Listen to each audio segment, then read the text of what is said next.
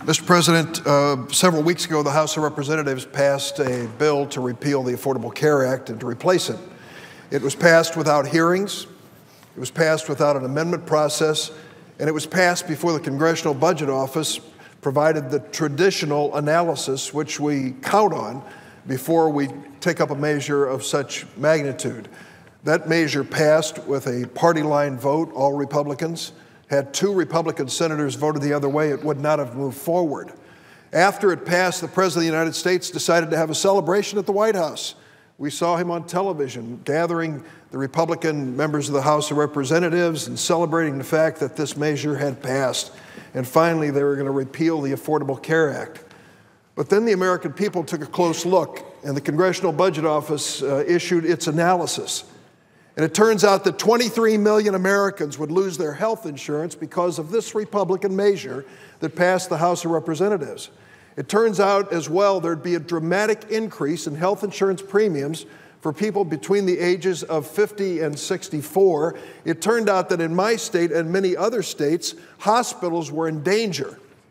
The Illinois Hospital Association says they would lose 60,000 jobs in Illinois with the dramatic cutbacks in Medicaid, endangering hospitals in rural areas and inner-city areas. The facts started coming out about this repeal bill passed by the House of Representatives, and the President of the United States had a change of heart and announced to the American people it was a mean bill.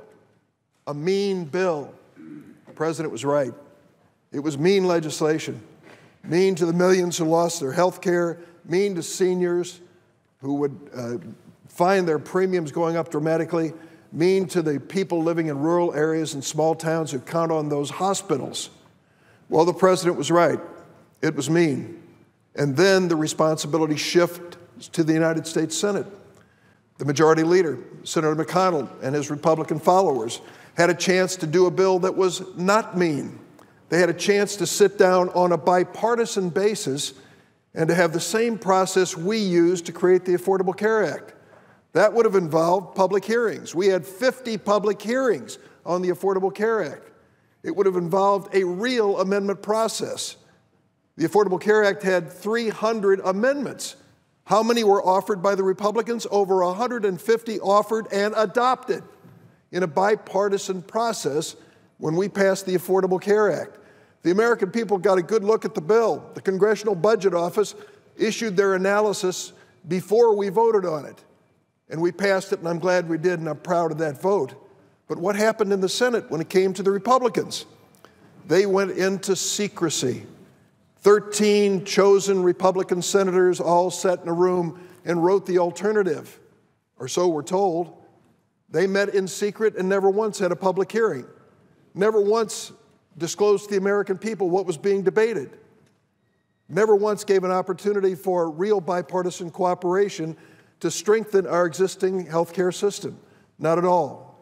So all we have at this moment is truly press accounts of what's been announced to the Republican Senate caucus, what they're going to get a chance to read and see. But it's enough to see that when it comes down to the basics, there's not much of a change between the House of Representatives effort and the Senate effort. You know, Mr. President, you can put a lace collar on a pit bull and it's still a mean dog. What we have with the Republicans in the Senate here is an attempt to dust off the edges of the House bill and say, this is not as mean. I'll tell you, at the end of the day, from the reports we have, this is still a mean dog, and one that the people of the United States don't want to see happen. There isn't a single medical advocacy group, not one in my state, and I don't know any nationwide, that endorsed what the Republicans in the House have accomplished with the passage of their bill. And this bill mirrors it as well, and we can expect the same result. So the only thing we can offer the American people is a chance to be part of the conversation on a bill that will literally change health care for millions of Americans. And if they're going to be part of the conversation, there's got to be a chance for amendment and debate, at least, and a chance for the American people to see what's in the Senate Republican measure. So, Mr. President, I ask unanimous consent that any substitute or perfecting amendment offered to calendar number 120, H.R. 1628, be subjected to a point of order if the text of the amendment has not been filed at the desk and made available on public website for at least 72 hours, along with an analysis by the Congressional Budget Office of the bill's budgetary coverage and cost implications, and that a motion to waive the point of order be in order, and if a motion to waive is made, an affirmative 3/5 vote of those duly chosen and sworn is required to waive the point of order.